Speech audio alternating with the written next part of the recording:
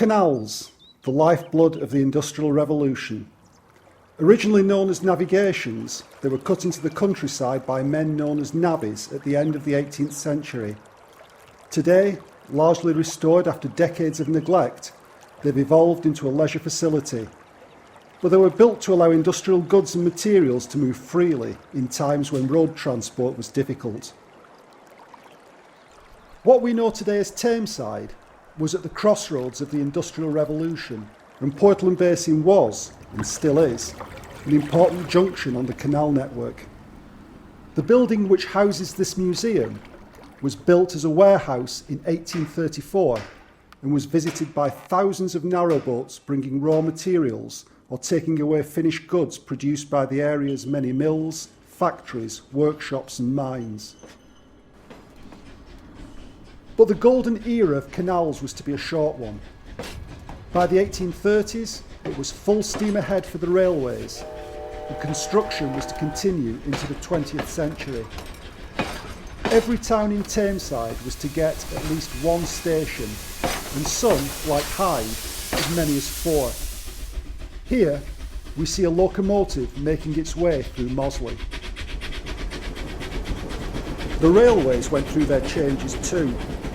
Steam engines eventually gave way to diesels and electric trains, and many modern units can be seen crisscrossing Tameside today. Here we see a diesel at Guidebridge Station.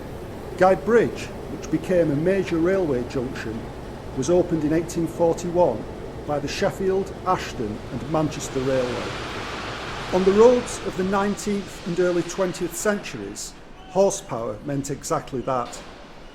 If you wanted 4 horsepower transport, you needed 4 horses. This picture also seems to show a flock of sheep, but they are, in fact, sewing machines, packed and ready for dispatch from the Jones Company in Audenshaw, now part of Brother. Can you guess where this is? It's Stamford Street, Ashton, in 1920. Where are the cars, you may ask? All we see is one horse-drawn cart. At the time, Stamford Street was Ashton's main shopping thoroughfare, but the car had yet to take command of the road. Motorised transport was still beyond the budget of most people, but that was soon to change.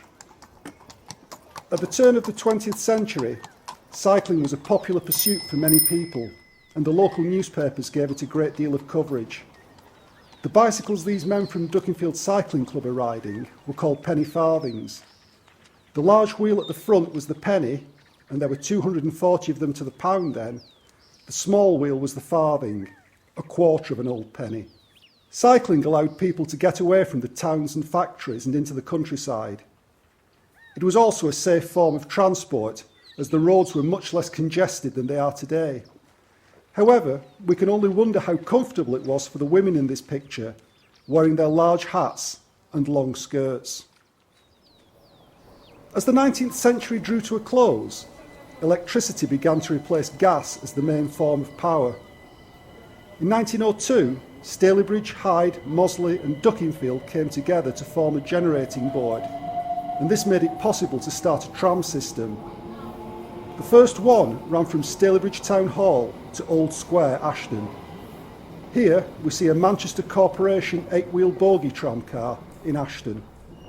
By the 1920s, trams were being replaced by motor buses, and this hybrid, the trolleybus, which looked like an ordinary double-decker but drew its power from a cable.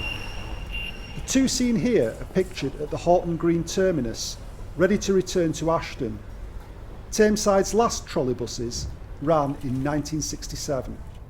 As Britain approached war in the 1930s, motor transport was well established, and that counted for buses as well as cars.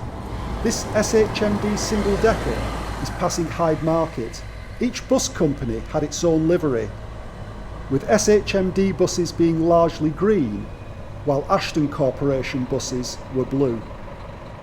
A bus on SHMD's 15 route shown at the junction of Talbot Road and Ashton Road, Hyde. The conductor, who would come to your seat to sell you a ticket, usually stood by the open platform at the back, ringing a bell to tell the driver when to stop.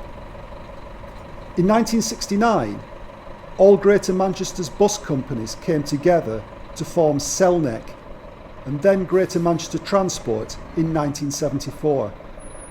Bus services were deregulated in 1986. This may look like a traffic jam, but in fact the cars are parked up quite legally on Warrington Street, Ashton, an area that is now pedestrianised. Until the 1960s, when car ownership began to boom, restrictions were few. Since then, we have seen the arrival of double yellow lines, bypasses, and the dreaded traffic warden. Even in the 1960s, the roads could be much, much quieter than today. We can only wonder whether this Droylsden scene was photographed early one Sunday morning.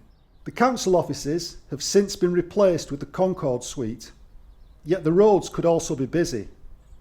Duckingfield got its first traffic lights at the Wharf Street King Street junction in the mid-1930s. Today, Tameside is in the fast lane when it comes to Britain's road system, with excellent connections. 2 motorways link the borough to the national network, the M67 and the M60, Greater Manchester's Ring Road. It has been a remarkable transformation, given that the UK's first stretch of motorway did not open until December 1958. The Preston bypass now forms part of the M6. And tomorrow, we shall see trams returning to Tameside. By the spring of 2012, Droylsden should be connected to the Metrolink system on a line which will carry people from Piccadilly Station past Manchester City's Eastlands Stadium.